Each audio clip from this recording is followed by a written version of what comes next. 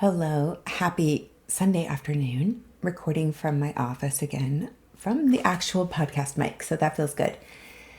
I don't even know what I want to say today. I wrote 3 little bullet points to talk about: nasty comments, grad students, and HD. So we'll see how all of that comes together. I will say it's really funny to me how much effort and time I would spend into planning out what I wanted to say each week and how that has evolved. That alone is worth doing this project for, because I have really developed the skill to trust myself, to be able to speak, to open my mouth and communicate and have some thoughts come out. And honestly, what better way to do it than as a documentation? This is kind of a documentary. So I'm documenting things. It's kind of a rough cut situation anyway. This is just meant to mark the path that I am on right now. And speaking of that path, this literally 10 minutes ago, which is why I'm deciding to record this episode now, I got my first 2 kind of nasty comments on social media. I put up a reel today asking for examples of women who have really changed the world, but that people thought were crazy. I said, I can't think of anybody. There's got to be at least someone out there who people thought were crazy or even delusional that ended up bringing something to this world that really made a difference. And I got 2 comments saying, you don't know your history, and listing off all these women who did remarkable things. And I was like, I'm not saying that there haven't been remarkable women out there or that women haven't made an impact and a contribution to our world before. I don't think that at all. I just can't think of women that people have called delusional or crazy, which is how I feel right now as I am navigating this path I'm on, which I will talk about in point 3. In a way, I was kind of happy to get my first little nasty comments out of the way, because I've been on social media for years and it's never really happened to me. I've gotten a couple maybe weird comments, but nothing that was directly insulting my intelligence, directly insulting me, saying, you don't know what you're talking about. Go read your history. You're ignorant. I don't think she said you're ignorant. I don't know. I'm not going to pull the comments up now, but I liked them both and I gave them comments back, like supportive comments. So we'll see. I think the thing I want to note is that it really wasn't that big of a deal to me. I thought that's interesting. Either they didn't watch the whole reel where I linked the part that I was trying to find women who people thought were crazy, or their idea of what somebody who is delusional and crazy is completely different than mine. And so either way, whatever, it didn't really impact me. And I thought, okay, if you're going to be out there spouting off more and more, talking, just sharing part of your life, of course, you're going to have people engage with you in this way at some point. It's also interesting to me that the reels that are tending to get the most views are these kinds of reels. So I'm going to actually do a whole analysis of this 30-day visibility thing once it's done and look for some patterns there. So I find that very interesting. It makes me wonder if the algorithm promotes things that it feels will be somewhat controversial. Like, I feel like the reels where I'm really sharing something valuable get the lowest views. So interesting to me. Okay, point number 2 that I want to talk about, again, related to this whole visibility experience that I'm putting myself through. For whatever reason, I'll probably do a reel about this too. In the last few weeks, I'm on day 23 of that experiment right now, my grad students have found me on Instagram. And I've never really had them connect with me on Instagram before. I'm talking my current grad students and some from last year, like previous years. So it's like, how is this happening? How did they find me? And what the hell do they think about me now? It's literally what I'm thinking. It's like, I have certainly been posting on social media for many years, and I've never had my grad students find me on Instagram before. So I think that's weird. I don't think they're weird for finding me. I just think that it's all happening right now. There's probably like 5 or 6 of them that have started following me in the last few weeks. So that to me is like, why is that happening? Is this some kind of confirmation, I guess, that my worlds are continuing to merge?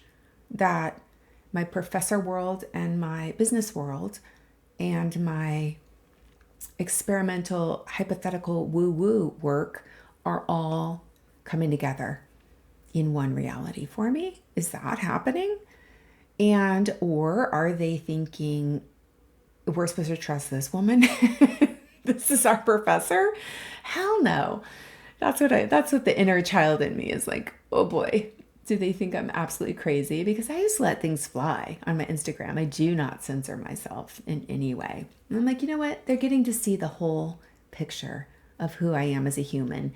And maybe on some level, that feels good too, to know that they're dealing with an authentic human who has all of her own shit and all of her own goals and all of the ups and downs that go along with living your life on purpose, deliberately. So they're seeing that modeled. That makes me feel good. But it is so interesting to me. I'm like, how did they find me? Okay. Last thing I want to talk about is, for whatever reason, I woke up, I think it was either Friday or Saturday morning, with this pit in my stomach about feeling like I'm out of integrity with my Useful Thinking podcast. Not because I'm like fooling people or doing anything like that. It's not that kind of integrity. It's that I am holding back information that I know could be useful. I really wanted that podcast to be, my intention for starting it was to help people learn the operating system of their mind so that they can deliberately build the life they want to live. Because everything is programmable. And I don't get why people wouldn't want to be able to learn how to train their perception and to focus their attention and to direct their thoughts in order to create the exact reality they want to see. Like, to me, there can be no better way to spend your time on earth than building your life the way you want it. And the path to do that is through our mindset, our identity, what we think, what we are able to move ourselves toward, how we frame things, all of that. And still, you guys know this about me already. I haven't wanted to touch one of the biggest tools I use for how I program my mind, which is human design. I don't know why on that podcast I don't want to talk about it. I feel like it won't get taken seriously. I feel like that's me in scientist mode. That is me in my, this is my contribution to the world mode. And human design is just this little technology that I use to figure out different aspects of people's energy. And there have been so many times when I'm recording an episode, though, where I have a little thought in my mind about, ooh, if I was working with a client here, I would say, let's look at this little part of your chart right now, your human design body graph chart. This is the exact places I would be looking at to tell me what might be impacting this feeling you're having, this thought you're having, this decision you're trying to make, this situation you're finding yourself in. Is this a pattern? Is this something that we can look for more information on from your chart? And I think because there's a number of reasons why I don't want to talk about it. First of all, it's a very complex system. It's not like, astrology is not simple either. that's very complex. But human design is like 10x the complexity of astrology. It actually incorporates a lot of astrological components into it because it is very much founded on the energy in our solar system that was present when you were born. Right? All of the neutrinos, these little tiny subatomic particles that were present in the exact angles and positions and kind of the little custom recipe of energy that was present when you were born impact your unique wiring. And so explaining that to people is not necessarily easy. And yet, I know how useful it is because anyone can program their brain. Like, I can program my brain to do anything, and I have multiple times. Where I get in trouble is when I have set my mind on something and I have created something that isn't actually in alignment with how I'm designed to energetically operate. And so I have found it very useful to understand my human design and really lean into that so that I know exactly what qualities I want to focus on and put my attention on and direct my perception around. What are my energetic gifts that I'm supposed to be holding and taking ownership of and being responsible for? And what are some of the patterns and lessons that I'm here to learn? What is some of my karma, for lack of a better word, that is mine to my curriculum, as I like to call it, my lessons that I'm supposed to be learning in this lifetime? And what is completely foreign material that has just landed in my system because I absorbed it from outside influences? There's never been a way to tell that before. We all know that the human brain gets conditioned by our environment. You can read all about that. But what we don't know is what part of that conditioning belongs to us and what needs to be removed or reprogrammed. And so I haven't found the way to talk about that, although I think I just kind of did right here. And I don't know if people are ready for it. That's the other thing. There's a lot of people who talk about human design, and you can go listen to human design podcasts and go read about human design and follow human design. I have trained with many of these people. I was the only one in the certification program 5 years ago that wasn't trying to be a human design coach. I was just literally fascinated by how this all worked. And I could see immediately how this was going to impact my own work with mindset in the brain. When I developed my curriculum for my group programs, the Irresistible Mind, half of that group curriculum is based on your unique human design. Even though I bend over backwards and go over and above to say this is not a human design class, we're not learning human design, yet half of every week's lesson is all about learning your unique energetics, paired with how to really shape your life. Like the mindset work and how the brain works and all of that is kind of the other half of the curriculum. So yeah, I feel like useful thinking, while it's entirely true and everything I'm talking about the brain is absolutely necessary to know, you have to know the mechanics of how it all works, and you have to know the exact steps of programming your mind. But how each person does that and what each person maybe might want to focus on for that is so different. And I've never tried to say, you should all be programming your mind for this. So if within an episode I could say, I want you to go pull up your chart, go look at this area. If it is open, it's going to mean this. If it's colored in, you might want to think about that. Kind of think this is going to be the way it is. Or look for these specific energetic gates in your chart.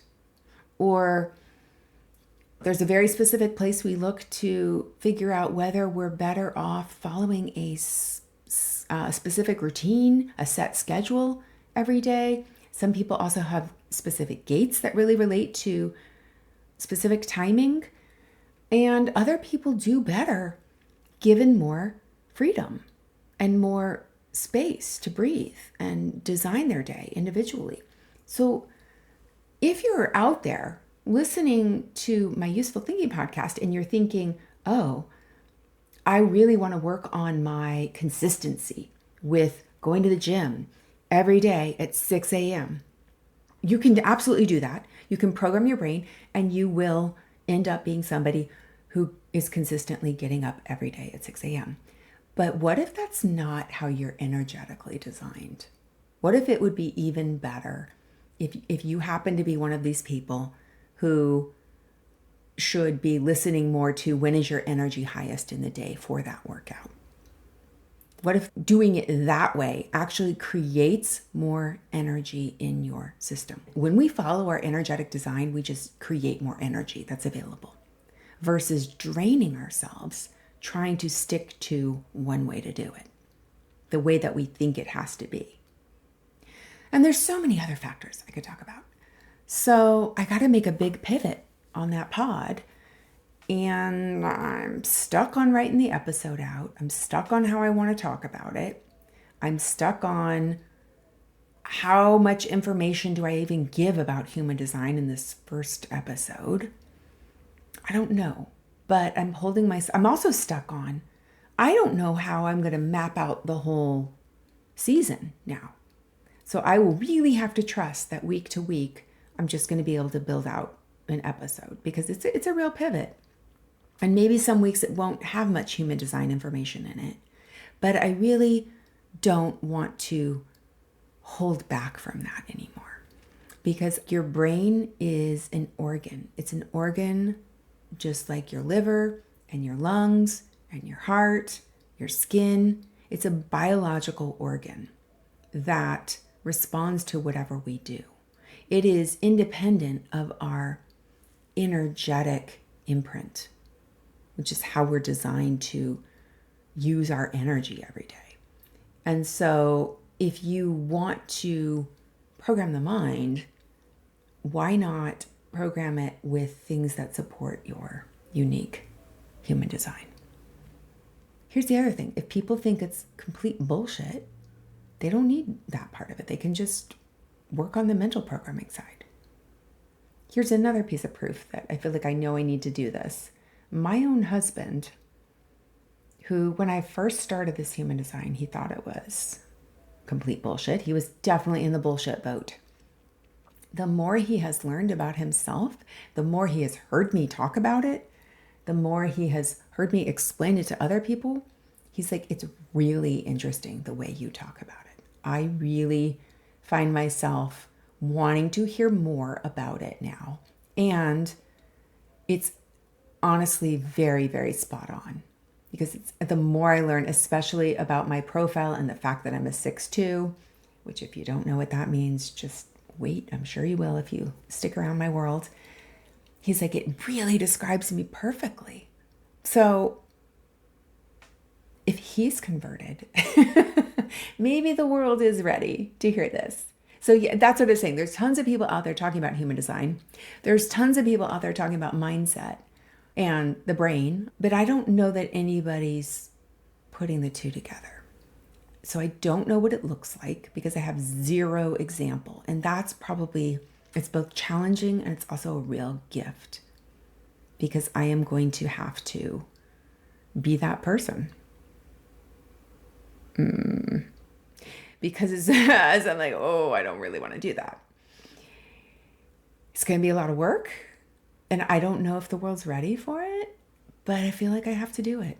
If only for the fact that ignoring my own voice is not an option for me. So hearing that little voice continue to come up and tell me, but there's more. You could really help them learn this part too. Like if they looked at whether or not they have a defined root center, that could really help explain why they're always feeling like they're pressured and running late and behind things. Like, right? Those little niggles come up. And in my mind, that was a separate thing that I just work with people individually with or in my groups because I have all the space to really know the people. I don't know all your charts out there listening if I'm talking on a podcast. I have no idea. So I don't know why that blocks me somehow. Anyway, that's my decision. I'm holding myself to do this as quickly as possible because I know if I take the time and say I'm really going to plan it out, I'm just going to make it more complicated than it needs to be. I'm sure I'm going to stumble along this little path of mine, but at least I'll know that I'm on it, that I'm firmly on it, and I feel in full integrity.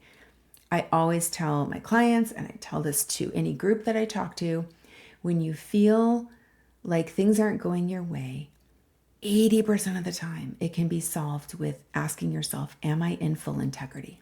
Is there something that I am doing right now that is out of integrity with how I know I should be showing up?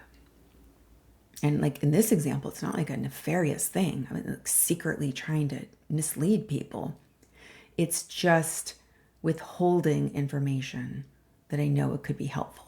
And if I truly, truly, truly want to contribute to this world and help raise the vibration of all of us here on this planet, I got to talk about this too. I got to talk about the wackadoo shit. Like Mike said months ago, right? Like quack like a duck, be the best duck in the fucking pond. So that's where I'm at this week. I'm really proud of myself for just showing up and continuing to talk without censoring myself, without holding myself to some outline or script. This is doing more for my own faith in my skill set and my abilities than anything else could have. I highly recommend doing some kind of public project like this if you have the space in your world, if you really want to stretch yourself. If you want to stretch yourself, do something like this. I could have never imagined this is where I'm ending up 9 or 10 months into this whole thing. So, okay, I'm going to go wrap it up. I still haven't taken a shower today, so that is next on my list. And the pivot episode of Useful Thinking is going to come out Wednesday, unless it's not done yet until Thursday. I will make sure I usually drop it every Wednesday. I really want this episode to be authentic and yet capture everything in a way that makes sense to people. So I'll be updating you all on that next week. Until then, go bet on yourself.